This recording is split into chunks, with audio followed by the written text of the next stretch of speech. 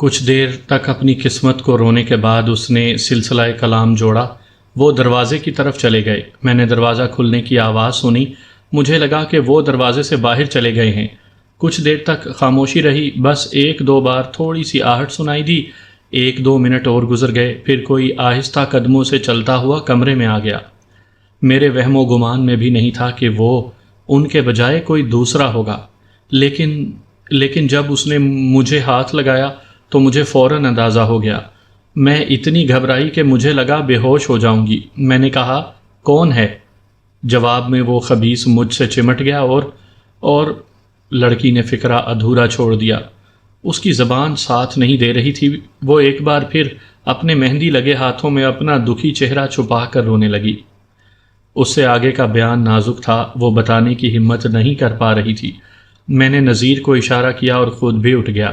ہم دونوں باہر نکل آئے۔ ڈی ایس پی صاحب اندر ہی موجود رہے اور بیان مکمل کرانے کی کوشش کرتے رہے۔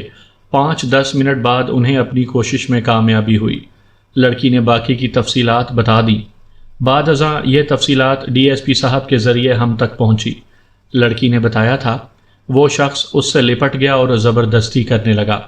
لڑکی کو اس نے چارپائی پر گرا لیا تھا اور اس کے منہ کو اپنے مضبوط ہاتھ سے بند کر دیا تھا۔ اسی دوران میں لڑکی کی ناتواں مزاحمت کو ایک سہارا مل گیا۔ یہ پیتل کا ایک وزنی گلدان تھا جو پاس ہی تپائی پر پڑا تھا۔ اس نے پوری قوت سے یہ گلدان حملہ آور کے سر پر مارا۔ ایک لمحے کے لیے لڑکی پر حملہ آور کی گرفت کمزور ہو گئی۔ لڑکی نے تڑپ کر خود کو آزاد کروایا اور مدد کے لیے چیخنے لگی۔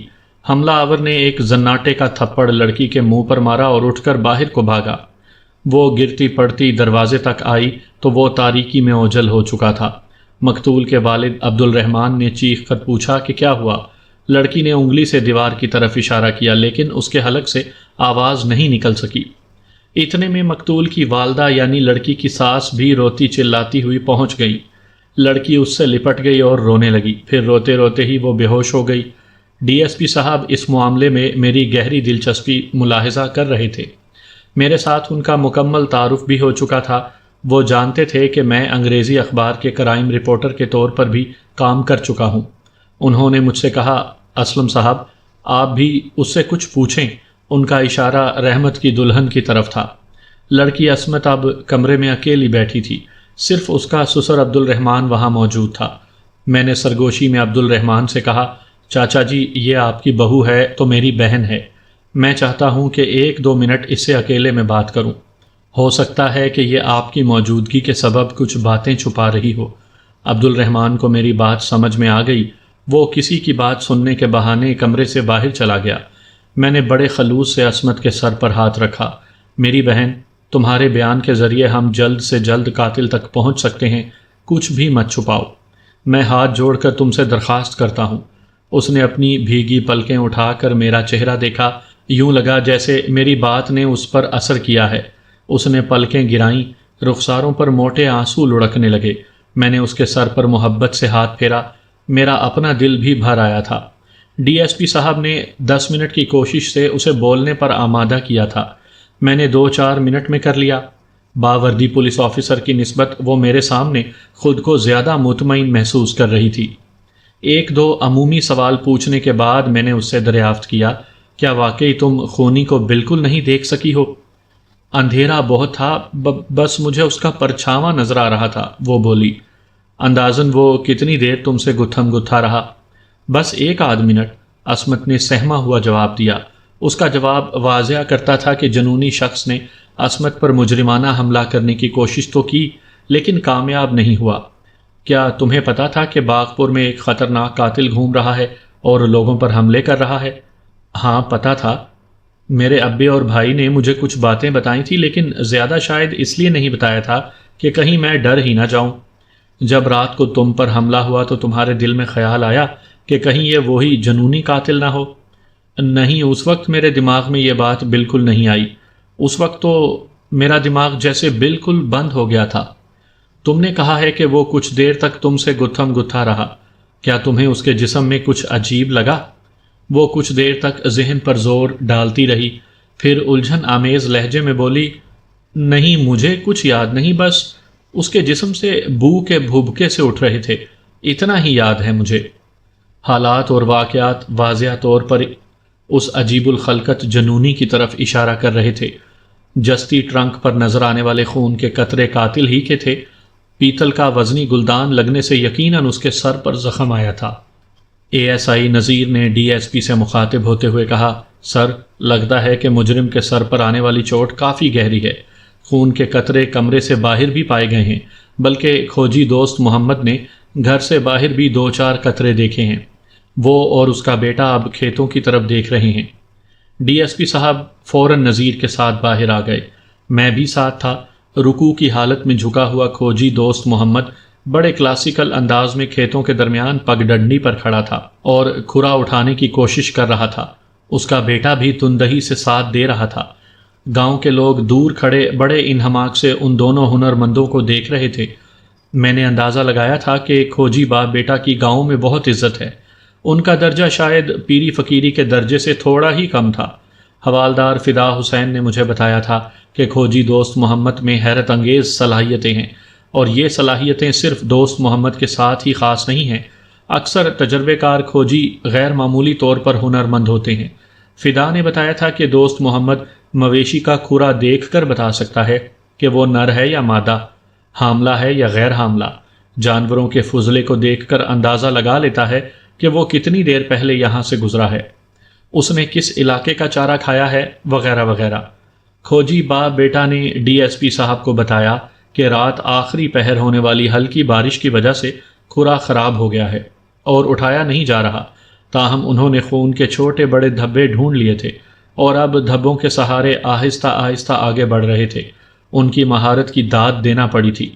وہ بھربھری مٹی اور سبزی مائل پتوں پر ایسے دھبے بھی دیکھ رہے تھے جنہیں خالی آنکھ سے دیکھنا ممکن نہیں تھا۔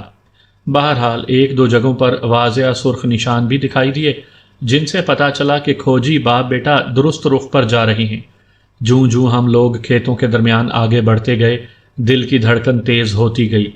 میں نے دیہاتیوں کے درمیان جیکب، ہارڈی اور سیلویا کو بھی دیکھا۔ وہ تینوں بھی کھوجیوں اور پولیس اہلکاروں کے پیچھے پیچھے آ رہے تھے۔ سیلویا کے لمبے شہد رنگ بال ہوا میں لہرا رہے تھے، چہرہ روپہلی کرنوں میں کندن کی طرح دمک رہا تھا۔ میری اور اس کی نگاہیں گاہے گاہے ملتی تھیں اور ایک برقی سی کوند جاتی تھی۔ یہ کیسی تبدیلی تھی! سیلویا کو دیکھ کر میرے سینے میں یہ کیسی ہلچل مچتی تھی! کیا یہ وہی شہرۂ آفاق جذبہ ہے جسے محبت کہا جاتا ہے؟ اور اس کے علاوہ بھی ہزارہا نام دیے جاتے ہیں۔ میں حیرت سے سوچ رہا تھا، مجھے ماننا پڑے گا کہ پچھلے چند دن سے میری نگاہیں ہر وقت سیلویا کو ڈھونڈتی رہتی تھیں، اور شاید دوسری طرف بھی اسی سے ملتی جلتی کیفیت تھی۔ اب بھی یہی کچھ ہو رہا تھا۔ ہماری نظریں بار بار ایک دوجے کو تلاش کرتی تھیں اور ملتی تھی، لیکن ہماری نظروں کے درمیان ایک نظر اور بھی تھی۔ یہ ہارڈی کی نظر تھی۔ میں صاف طور پر محسوس کر رہا تھا کہ وہ مجھے تیکھی نظروں سے دیکھ رہا ہے۔ ایک بار میں نے اسے سیلویا کو بھی گھورتے ہوئے پایا۔ اس کے انداز میں ناراضگی اور تنبیہ تھی، جیسے سیلویا سے کہہ رہا ہو کہ خبردار، میرے ہوتے ہوئے تمہیں کسی ایرے غیر دیسی کو دیکھنے کی ضرورت نہیں۔ حوالدار فدا حسین بھی میری دائیں جانب چل رہا تھا۔ اس کا چہرہ سرسوں کی طرح زرد تھا۔ اسے اور چاند کو پختہ یقین تھا کہ ہم سب ایک کار لا حاصل میں الجھے ہوئے ہیں۔ تلاش کرنے اور کھرے اٹھانے سے ہمیں کچھ نہیں ملے گا۔ اس سے بہتر ہے کہ کسی ملنگ سادھو یا پیر فقیر کی قدم بوسی کی جائے اور اس سے مسئلہ حل کروانے کے لیے دست بستہ عرض کی جائے۔ کھوجیوں کے پیچھے جاتے ہوئے فدا حسین اپنے سر کو بار بار مایوسی کے عالم میں ہلاتا تھا اور منہ سے ایسی آوازیں نکالتا تھا جیسے کھوجیوں، پولیس والوں اور اخباری نمائندوں کی حالت پر ترس کھا رہا ہو۔ اور یہ کیفیت صرف فدا حسین اور چاند ہی کی نہیں تھی۔ میرے قیافے کے مطابق باغپور کی 60% آبادی کے خیالات وہی تھے جو فدا اور چاند کے تھے۔ میری اطلاع کے مطابق گاؤں کے بیشتر لوگوں نے اپنے گھروں کی بیرونی چوکھٹ پر تعویذ وغیرہ باندھ رکھے تھے۔ بچوں کے بازوؤں پر بھی تعویذ اور امام ضامن وغیرہ دکھائی دیتے تھے۔ کچھ لوگ نظر نیاز کے چکر میں تھے۔ گاؤں کی دونوں مساجد میں بھی ان حادثات کی سبب رونق دکھائی دیتی تھی۔ مخبر چاند کی پیش گوئی تھی کہ آج سپہر تک گاؤں کے 10-15 گھرانے نقل مکانی کر جائیں گے اور عین ممکن ہے کہ پھر یہ سلسلہ چل نکلے۔ بہرحال ان ساری باتوں سے قطع نظر فی الوقت جو لوگ موقع پر موجود تھے ان میں سخت جوش اور غم و غصہ پایا جاتا تھا۔ وجہ یہی تھی کہ ابھی تھوڑی دیر پہلے انہوں نے کمپاؤنڈر رحمت کی حسرت ناک موت دیکھی تھی اور اس کے گھر والوں کے کربناک بین سنے تھے۔ یہ ساری ٹھوس حقیقتیں تھیں اور ان کا تعلق کسی آسیب سے جوڑنا فوری طور پر ان لوگوں کو ذرا مشکل نظر آتا تھا۔ کھوجیوں اور پولیس والوں کے پیچھے پیچھے چلتا ہجوم اب جوہڑ کے کنارے پہنچ چکا تھا۔ یہ جوہڑ کافی بڑے رقبے میں واقع تھا۔ گاؤں کی عورتیں یہاں کپڑے دھوتی تھیں، لڑکے بالے نہاتے تھے اور ایک دو بار میں نے انہیں یہاں مچھلیاں پکڑتے بھی دیکھا تھا۔ اس جوہڑ کے ایک طرف کافی زیادہ رقبے میں سرکنڈے کھڑے تھے۔ سرکنڈے عام طور پر خاصے گھنے اور طویل ہوتے ہیں۔ جب تیز ہوا چلتی ہے تو ان کے سفیدی مائل بالائی سرے بڑی خوبصورتی سے ہلکورے لیتے ہیں۔ اس وقت بھی ہوا چل رہی تھی اور سرکنڈے ہولے ہولے جھوم رہے تھے۔ مخبر چاند نے مجھے ان سرکنڈوں کے بارے میں بریفنگ دیتے ہوئے کہا، کچھ سال پہلے ایک ڈاکو پنڈ میں واردات کر کے ان سرکنڈوں میں چھپ گیا تھا۔ جب لوگ اسے پکڑنے کے لیے سرکنڈوں کے اندر گھسے تو اس نے فائرنگ شروع کر دی۔ اس فائرنگ سے 3 بندے مارے گئے اور وہ دوڑ گیا۔ فدا حسین بولا، جناب اس وقت سے گاؤں کے لوگ ان سرکنڈوں کے اندر جانے سے گھبراتے ہیں، خاص طور سے بچے اور عورتیں تو اس طرف بالکل نہیں آتے۔ کئی لوگوں کا کہنا ہے کہ رات کے وقت ان سرکنڈوں کی طرف سے ٹھا ٹھا کی آوازیں آتی ہیں، حالانکہ اندر کوئی نہیں ہوتا۔ ہو سکتا ہے کہ یہاں بھی کوئی سایہ ہو، میں نے کہا۔ فدا حسین میرے طنز کو سمجھے بغیر بولا، ایسا ہو سکتا ہے جناب، جو لوگ دردناک طریقے سے مرتے ہیں ان کی روحیں مرنے والی جگہ پر چکراتی ہیں۔ 2-3 مہینے پہلے رمضان تیلی کے بیٹے فیض محمد نے یہاں سے گزرتے ہوئے رونے دھونے کی آوازیں سنی تھیں، حالانکہ اندر کوئی بھی نہیں تھا۔ میں نے فدا حسین کا فکرہ مکمل کرتے ہوئے کہا، بالکل جی۔ اس نے سر ہلا کر تائید کی۔ کھوجی باپ بیٹا بڑی ہنرمندی سے اپنا سفر مکمل کر چکے تھے۔ انہوں نے پورے وثوق کے ساتھ کہا کہ زخمی جو کوئی بھی ہے ان سرکنڈوں کے اندر گیا ہے۔ ڈی ایس پی اکرام شاہ نے مقامی پولیس اہلکاروں سے مشورہ کیا۔ اس کے بعد باغپور اور قریبی دیہات کے 4-5 معززین کو بھی اس مشورے میں شامل کیا گیا۔ چودھری ارباب بھی ان میں موجود تھا۔ سب کی رائے یہی تھی کہ ان سرکنڈوں کو نرغے میں لے کر قاتل کو گرفتار کیا جائے اور کسی بھی صورت یہاں سے نکلنے نہ دیا جائے، زندہ یا مردہ۔ ہر 2 صورتوں میں اس کی گرفتاری اشد ضروری تھی۔ بات وہی تھی جو ابھی میں نے اوپر بیان کی ہے۔ جنونی قاتل کی تازہ ترین واردات نے ہر شخص کو ہلا کر رکھ دیا تھا۔ گاؤں کے ہر باشندے کو، بلکہ کہنا چاہیے تھا علاقے کے ہر باشندے کو، اپنی جان اور آبرو خطرے میں نظر آتی تھی۔ وہ اس صفاق کو جلد از جلد اپنی گرفت میں دیکھنا چاہتے تھے۔ میں نے چند لمبے تڑنگے افراد کا ایک گروہ دیکھا۔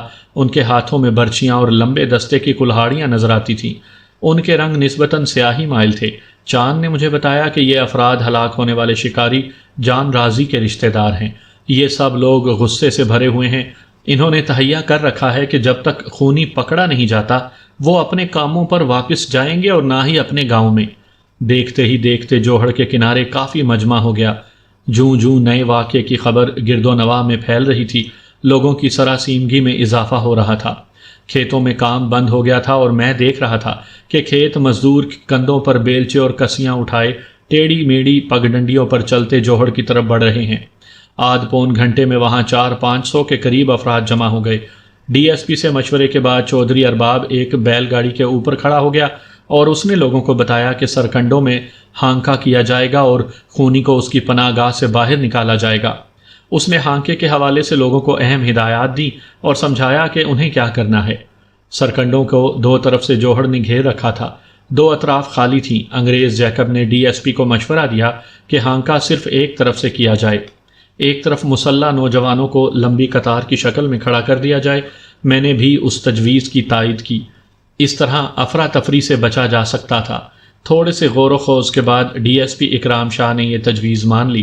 چودھری ارباب نے پھر سے بیل گاڑی پر کھڑے ہو کر نئے پروگرام کا اعلان کیا۔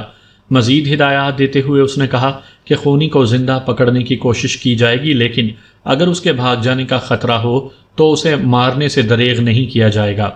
تمام لوگ ایک قطار کی شکل میں آگے بڑھیں گے۔ اگر قاتل مل جاتا ہے اور ہانکا کرنے والوں پر حملہ آور ہوتا ہے تو ہانکا کرنے والے پیٹھ نہیں دکھائیں گے، وغیرہ وغیرہ۔ ڈی ایس پی نے یہ کام میرے ذمے لگایا کہ میں دیہاتیوں میں سے 40-50 ہوشیار نوجوان منتخب کروں اور انہیں سرکنڈوں کی بائیں جانب کھڑا کر دوں۔ میں نے یہ کام اچھے طریقے سے انجام دیا۔ میں نے قریباً 45 نوجوان چنے، ان سب کے پاس برچیاں، تلواریں اور کلہاڑیاں تھیں۔ 2 نوجوان 303 سے بھی لیس تھے۔ مشورے کے بعد انگریز ہارڈی بھی اپنی 12 بور کی بندوق سمیت ان نوجوانوں کے ساتھ کھڑا ہو گیا۔ چودھری ارباب اپنے بیٹے عالمگیر اور 8-10 مزاروں کے ساتھ جوہڑ کے عین کنارے پر تھا۔ اگر ہانکے کے نتیجے میں قاتل جوہڑ میں چھلانگ لگانے کی کوشش کرتا تو جوہڑ کے کنارے پر موجود دستے سے بچ نہیں سکتا تھا۔ ناکے بند کیے جا چکے تو باقی سب لوگ ہانکا کرنے کے لیے تیار ہو گئے۔ دل تیزی سے دھڑک رہے تھے۔ چھپے ہوئے درندے کا خوف ہمیشہ زیادہ ہوتا ہے، لیکن یہاں تو عجیب صورتحال تھی۔ پتہ نہیں چل رہا تھا کہ ہم جس شے کو اپنے گھیرے میں لانا چاہتے ہیں وہ اصل میں ہے کیا؟ انسان ہے، انسان نما درندہ ہے، یا درندہ نما جنونی ہے؟ بے شک میں کھنڈر کی طلسمی رات میں اسے دیکھ چکا تھا، لیکن اسے دیکھنے اور چھونے کے باوجود اس کا اصرار جوں کا توں تھا۔ ڈی ایس پی کے اشارے پر دیہاتی ایک کوس کی شکل میں دور تک پھیل چکے تھے۔ پھر طے شدہ پروگرام کے مطابق ہانکا شروع ہوا۔ ڈی ایس پی اکرام نے سرکاری ریوالور سے ہوائی فائر کیا۔ اس کے ساتھ ہی لوگ کنستر بجانے لگے، ڈھول پیٹنے لگے۔ اس کے ساتھ ساتھ وہ جوہڑ کی طرف بھی بڑھ رہے تھے۔ میری بائیں طرف جیکب اپنی طاقتور رائفل لیے ساتھ ساتھ چل رہا تھا۔ اس کے جبڑے بھنچے ہوئے تھے اور آنکھوں میں شکاری چمک تھی۔ اس کی ہر جنبش پیشہ ور شکاری کا انداز لیے ہوئے تھی۔ ہمارے عقب میں اور دائیں بائیں شور ہی شور تھا۔ برچیاں چمک رہی تھیں، کلہاڑیاں لہرا رہی تھیں۔ کسی ایک ذی نفس کے لیے اتنا بڑا ہانکا میں پہلی بار دیکھ رہا تھا۔ یہ صورتحال اس دہشت کی غماز تھی جو اوپر تلے حادثات رونما ہونے کے بعد علاقے میں پھیلی ہوئی تھی۔ ہم سرکنڈوں کے بیچوں بیچ گزر رہے تھے۔ راستے میں ایک مستطیل گڑھا سا تھا۔ میں اسے پھاندنے کے لیے ایک قدم پیچھے ہٹا تو میری پشت کسی گداز وجود سے ٹکرائی۔ اس کے ساتھ ہی خوشبو کا جھونکا محسوس ہوا۔ میں نے مڑ کر دیکھا، عقب میں سیلویا تھی۔ وہ حسب معمول پتلون اور جرسی میں تھی۔ اس نے فل بوٹ پہن رکھے تھے اور بڑی بے باکی سے رائفل تھامی ہوئی تھی۔ اتفاقیہ تصادم کی وجہ سے اس کے دودیا چہرے پر شفق کا رنگ بکھر گیا۔ یہ بالکل مشرقی انداز تھا۔ وہ ذرا لجا کر بولی، سوری۔ شور کے سبب اسے بلند آواز میں بولنا پڑا تھا۔ یہ لفظ تو مجھے کہنا چاہیے تھا، میں نے بھی بلند آواز میں کہا۔ تو آپ کہہ لیں۔ اس کے لہجے میں ہلکی سی شوخی تھی۔ Sorry doesn't matter. اس کے گلابی ہونٹوں پر مسکراہٹ تھی۔ یقیناً وہ مضبوط اعصاب کی مالک ایک مشکل پسند لڑکی تھی، ورنہ موجودہ سچویشن میں مسکرانا اس کے لیے خاصا دشوار ثابت ہوتا۔ ہمارے چاروں طرف سراسیمگی کی فضا تھی اور کان پھاڑ دینے والا شور تھا۔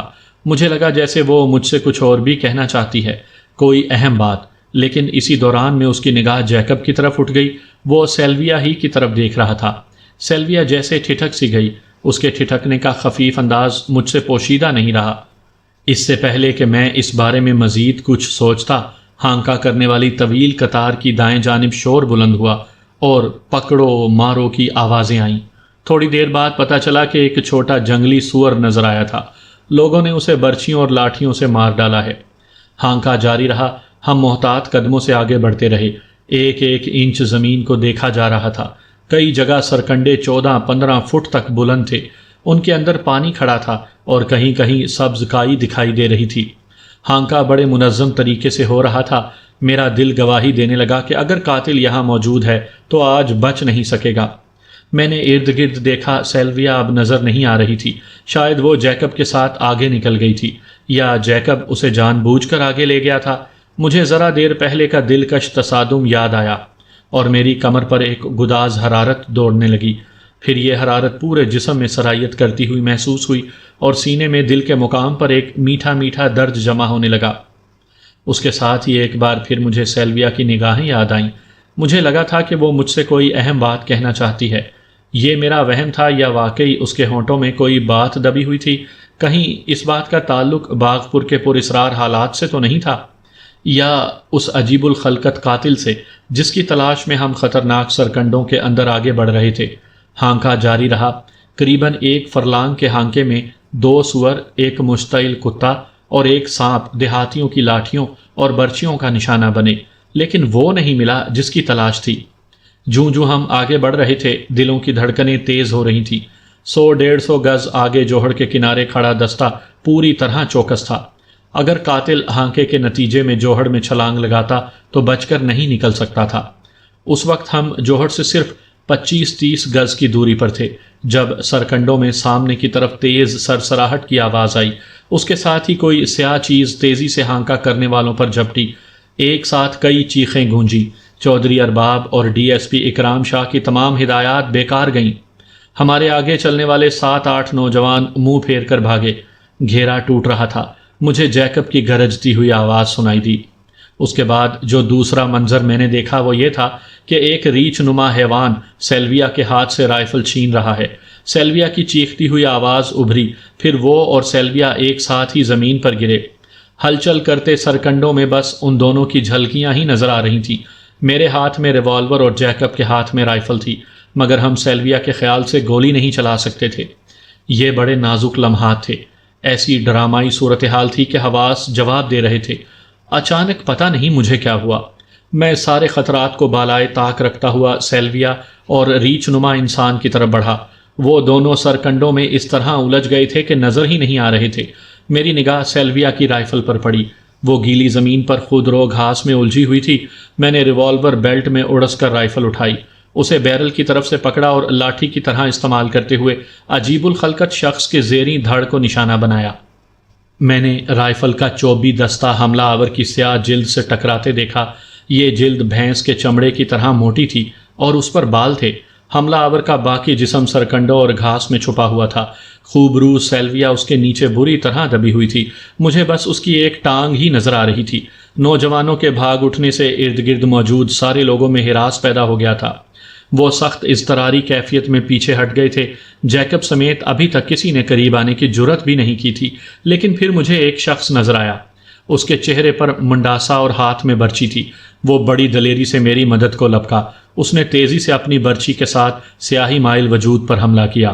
ایک نامانوس کراہ بلند ہوئی، جیسے کوئی جانور غضب میں آ کر چنگاڑے۔ تب میں نے عجیب الخلقت شخص کے ایک بازو کو حرکت کرتے دیکھا۔ برچی بردار اس بازو کی لپیٹ میں آ کر گرا۔ میرے لیے یہ اچھا موقع تھا۔ میں نے رائفل کو لاٹھی کی طرح استعمال کرتے ہوئے کھٹاک کھٹاک سے 2 شدید ضربیں حملہ آور کے سر کے پچھلے حصے پر لگائیں۔ اسی دوران میں چند بھاگ نکلنے والے نوجوان بھی سنبھل کر پلٹ پڑے۔ کھٹاک کھٹاک کی آوازوں سے لاٹھیاں ریچھ نما شخص پر برسنے لگیں۔ خدا کی پناہ، وہ ایک ناقابل فراموش منظر تھا اور ناقابل یقین بھی۔ 4 بازوؤں اور بہت بڑے سر والا وہ عجیب الوضع شخص فقط چند قدم کے فاصلے پر موجود تھا۔ وہ سیلویا کو چھوڑ کر سرکنڈوں سے ابھر آیا تھا۔ میں ایک بار پہلے بھی اسے دیکھ چکا تھا، لیکن تب رات کا وقت تھا۔ اب دن کی روشنی میں وہ بالکل صاف نظر آ رہا تھا۔ ایک جیتی جاگتی حقیقت۔ اس کی جلد سیاہ اور مضبوط تھی، تمام جسم پر گھنے بال تھے اور وہ کسی جنگلی بھینسے کی طرح طاقتور تھا۔ اس کا سر بالکل گول نہیں تھا، اس میں 2 ابھار تھے۔ چند لاٹھیاں کھا کر وہ مخالف سمت میں بھاگا، لیکن اس دوران میں لوگ خوف کے شدید جھٹکے سے سنبھل چکے تھے۔ لاٹھی برداروں کی ایک اور ٹولی نے آگے بڑھ کر حملہ آور کا راستہ روکا۔ چند نوجوان جوش کے عالم میں اس پر پل پڑے۔ غم و غصے سے لوگوں کے چہرے تمتما رہے تھے۔ دیکھتے ہی دیکھتے عجیب الخلقت شخص کو پچھاڑ لیا گیا۔ اب وہ زمین پر لوٹ پوٹ ہو رہا تھا۔ اس کے جسم پر ایک لنگوٹی نما کپڑے کے سوا اور کچھ نہیں تھا۔ مشتعل دیہاتیوں کی برچیاں اسے روئی کی طرح دھنک رہی تھیں۔ اگر ان لوگوں کو چند لمحے مزید نہ روکا جاتا تو شاید وہ اسے جان سے مار ڈالتے۔ رک جاؤ، رک جاؤ، میں لاٹھی برداروں پر چیخا، اور اس کے ساتھ ہی میں نے چند نوجوانوں کو ہاتھ سے روکنے کی کوشش کی۔ لاٹھی برداروں کے ہاتھ سست پڑ گئے۔ ڈی ایس پی اکرام شاہ اپنے ماتحتوں کے ساتھ آگے بڑھا اور اس نے مجرم کو گرفت میں لے لیا۔ میں اور جیکب سیلویا کی طرف لپکے۔ وہ خود ہی اٹھ کر کھڑی ہو گئی تھی۔ اس کی پشت کائی زدہ پانی سے بھیگی ہوئی تھی، گردن پر گہری خراشیں تھیں۔ وہ ہانپ رہی تھی، بہرحال وہ حوصلے میں تھی۔ ہماری توجہ ایک بار پھر عجیب الخلقت پر مرکوز ہو گئی۔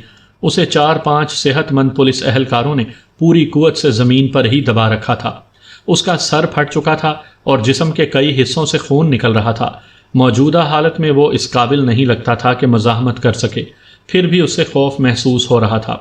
یہ عجیب سا خوف تھا، اس میں گھن اور کراہت بھی شامل تھی۔ میں نے عجیب الخلقت کا چہرہ دھیان سے دیکھا۔ اس کا چہرہ عام انسانوں سے مشابہ تھا، لیکن معمول سے کہیں بڑا۔ چہرے کا حجم دیکھ کر ریڑھ کی ہڈی میں سنسناہٹ محسوس ہوتی تھی۔ اس کا سر عام انسانی سر سے کم و بیش 2.5 گنا بڑا تھا اور خاصا بدحیت تھا۔ بغور دیکھنے سے یوں لگتا تھا جیسے دو سروں نے باہم مل کر ایک سر کی شکل اختیار کر لی ہو۔ گردن ناپید تو نہیں تھی لیکن بہت چھوٹی اور موٹی تھی۔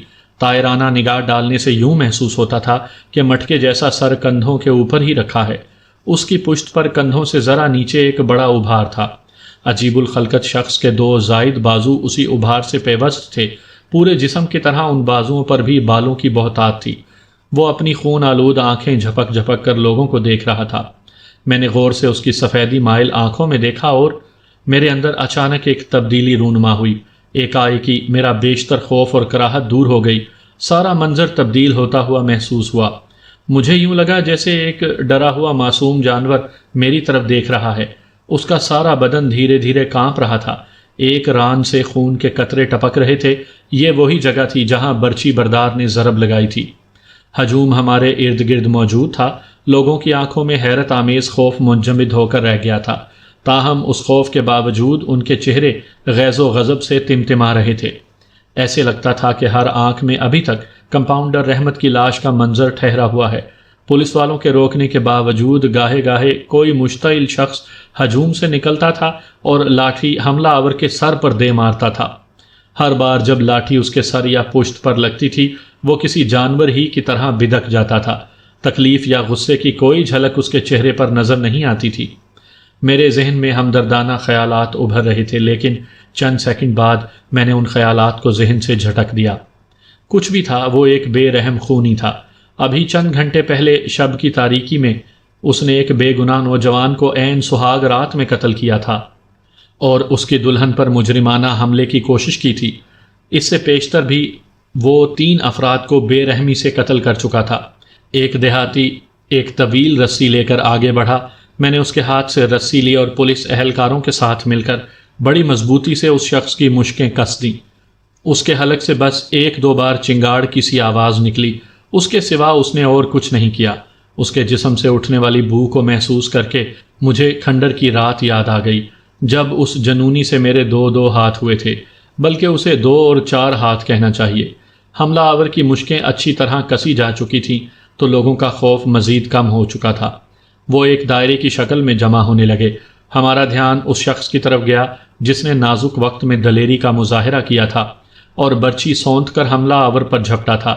یہ جان کر سب کو حیرت ہوئی کہ وہ باہمت شخص کوئی جوان رانا نہیں تھا، ایک سفید ریش بوڑھا تھا، وہی بابا صادق جس کے چہرے پر جوانوں کی سی سرخی تھی اور جس کے پوپلے منہ میں ہر وقت مسکراہٹیں چمکتی تھیں۔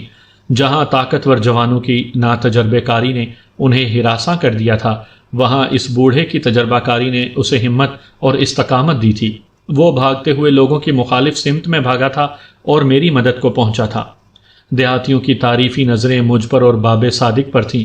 کئی بڑے بوڑھوں نے میرے شانے تھپکے۔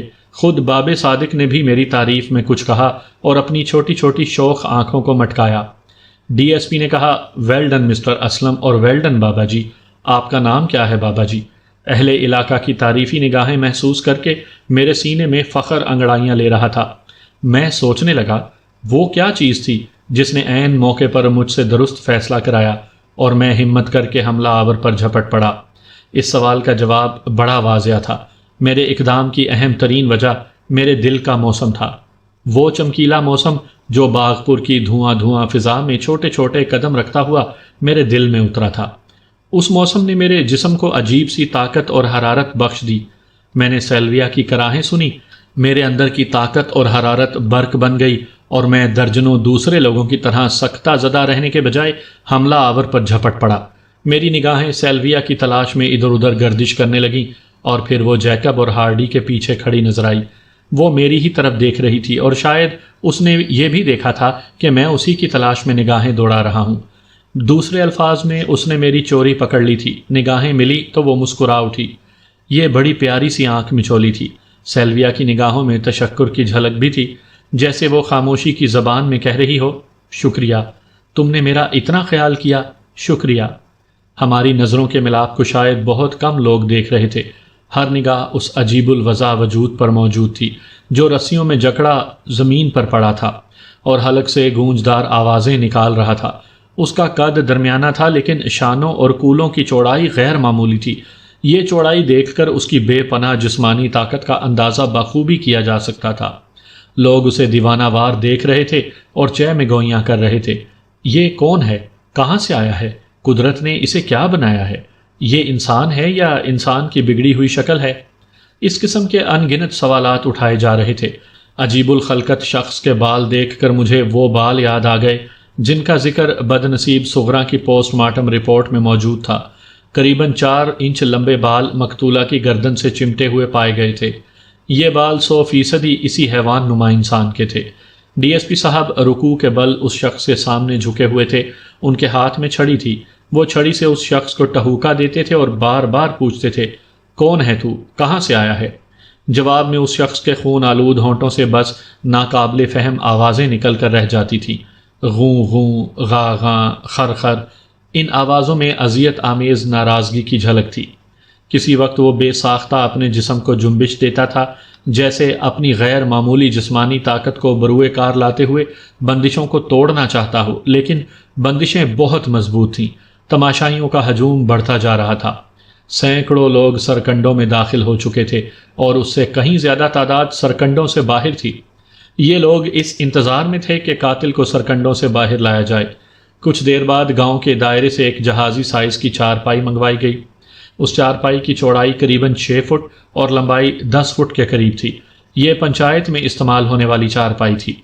درجنوں افراد نے مل کر عجیب الخلقت شخص کو اٹھا کر چارپائی پر رکھا، پھر رسی کی مدد سے اسے مضبوط چارپائی کے ساتھ باندھا گیا۔ تب لوگوں نے چارپائی کو اٹھایا اور ایک بڑے جلوس کی صورت میں واپس گاؤں کو روانہ ہوئے۔ یہ بڑا ڈرامائی منظر تھا۔ چارپائی سے بندھا ہوا بد وضع وجود گاہے گاہے سینے میں تیش بھری آوازیں نکالنے لگتا تھا اور اپنے جسم کو جارحانہ انداز میں جنبش دیتا تھا۔ میں نے دیکھا کہ جیکب اور ہارڈی سائے کی طرح سیلویا کے ساتھ ہیں۔ اب پتہ نہیں یہ اتفاق تھا یا وہ شعوری طور پر سیلویا کو اپنے سامنے رکھنا چاہتے تھے۔ گاؤں کے راستے میں بھی 1-2 بار میری اور سیلویا کی نگاہ ملی۔ ہر بار مجھے یہی لگا کہ وہ مجھ سے ملنا چاہتی ہے، مجھ سے کچھ کہنا چاہتی ہے۔ وہ جانتی تھی کہ میں انگریزی اچھی طرح بول اور سمجھ لیتا ہوں۔ شاید وہ اسی سہولت سے فائدہ اٹھاتے ہوئے میرے کچھ گوش گزار کرنا چاہتی تھی۔ باقی رہی میری بات تو میں تو سر تپا اس کے خیال میں ڈوبا ہوا تھا۔ اس کو قریب سے دیکھنے، اس سے باتیں کرنے اور اسے چھونے کی خواہش میرے دل میں بے طرح مچل رہی تھی۔ باغپور کی سراسیما فضا میں محبت کی کونپل کھلی تھی اور اسی سراسیما فضا میں وہ پروان چڑھ رہی تھی۔ ہاں، محبت کی رویدگی کا کوئی موسم نہیں ہوتا اور نہ ہی اس کے لیے کوئی خاص زمین ہوتی ہے۔ عجیب الوضع قاتل رسیوں میں جکڑا ہمارے سامنے کچے فرش پر پڑا تھا۔ یہ تھانے کا وہ کمرہ تھا جو تفتیش وغیرہ کے لیے استعمال ہوتا تھا۔ ڈی ایس پی اکرام شاہ سمیت تقریباً نصف درجن پولیس آفیسر اس کمرے میں موجود تھے۔ 2 اخباری نمائندے بھی کسی نہ کسی طرح اندر گھس آئے تھے۔ تھانے کے باہر سینکڑوں لوگوں کا ہجوم تھا۔ مجرم سے پوچھ گچھ ہو رہی تھی۔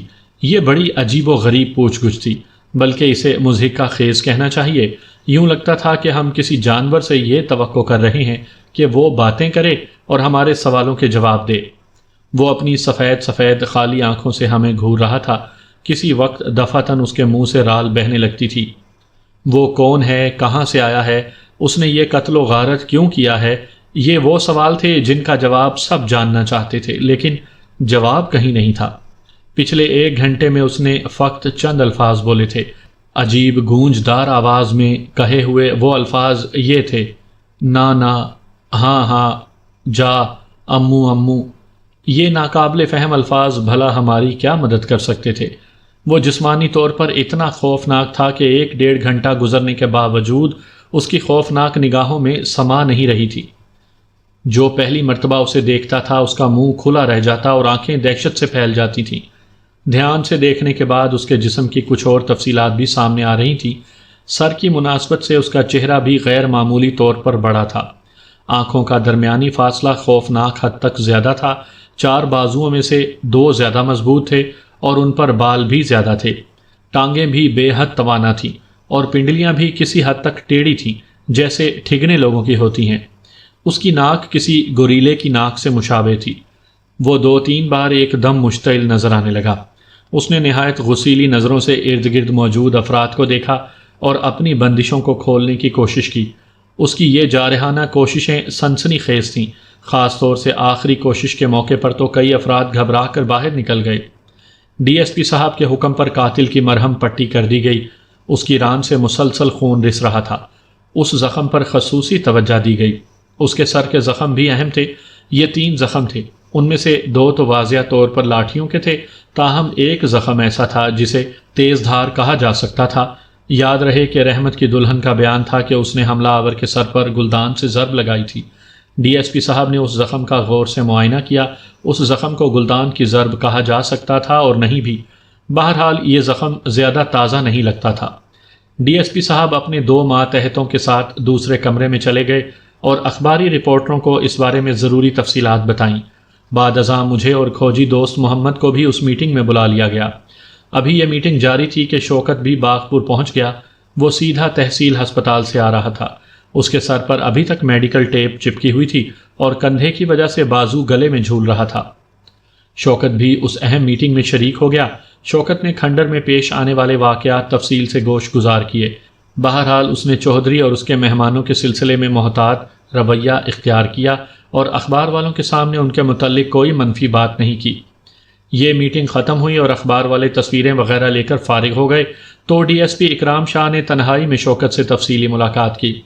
اس ملاقات سے پہلے میں نے شوکت کو مشورہ دیا کہ وہ ڈی ایس پی کو چودھری ارباب اور اس کے مہمانوں کے مشکوک رویے کے بارے میں ضرور بتائے، لیکن مجھے محسوس ہوا کہ شوکت شاید لاشعوری طور پر چودھریوں سے مروب ہے۔ وہ ان کے ساتھ اپنا معاملہ خراب کرنا نہیں چاہتا، کم از کم اس وقت تک جب تک ان کے خلاف کوئی ٹھوس ثبوت نہ مل جائے۔ واپس سرگودا روانہ ہونے سے پہلے ڈی ایس پی اکرام نے گرفتار شدہ ملزم کی حفاظت کے سلسلے میں خصوصی تاکید کی۔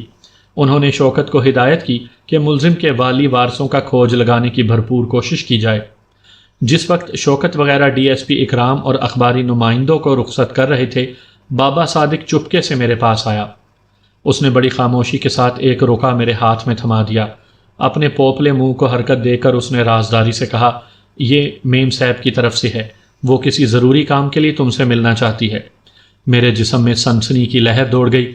مجھے پہلے ہی شبہ تھا کہ وہ مجھ سے کچھ کہنا چاہ رہی ہے۔ میں نے رکا کھول کر دیکھا، خوبصورت انگریزی ہینڈ رائٹنگ میں لکھا تھا، مسٹر اسلم، میں آپ سے ملنا چاہتی ہوں، یہ بے حد ضروری ہے۔ مجھے کوئی ایسا طریقہ بتائیں کہ میں آپ کے ساتھ رازداری سے بات کر سکوں۔ بہتر ہے کہ یہ ملاقات آج ہی ہو جائے، وقت اور جگہ کے بارے میں بھی آپ ہی کو بتانا ہے۔ میں نے اس مختصر تحریر کو 2-3 بار پڑھا، پھر باب صادق سے مخاطب ہوتے ہوئے کہا، بابا جی تمہارا کیا خیال ہے؟ میم جی مجھ سے کس سلسلے میں ملاقات کرنا چاہتی ہے؟ باب صادق نے معصومیت سے نفی میں سر ہلا دیا۔ میں اس بارے میں کیا کہہ سکتا ہوں پتر، ویسے ایک بات میں جانتا ہوں، میم جی اچھی کڑی ہے، کسی اچھی ماں کی دھی ہے۔ میں کچھ دیر تک سوچ بچار کرتا رہا، تب میں نے کہا کہ شام 6 بجے حویلی کے پچھواڑے مویشیوں والے احاطے میں آ جاؤں گا۔ میم جی بھی وہاں آ جائیں تو ملاقات بھی ہو سکتی ہے۔ میں نے بابا صادق سے کہا کہ اگر میم جی کو یہ تجویز پسند آ جائے تو میں پروگرام کے مطابق پہنچ جاؤں گا، دوسری صورت میں وہ مجھے آ کر بتا دے کہ میم جی کیا کہتی ہیں۔ بابا صادق واپس نہیں آیا، اس کا مطلب یہ تھا کہ پروگرام فائنل ہو گیا ہے اور سیلویا 6 بجے مجھ سے احاطے میں ملے گی۔ یہ وہی احاطہ تھا جہاں چند دن پہلے بھی سیلویا سے ایک خوبصورت ملاقات ہوئی تھی۔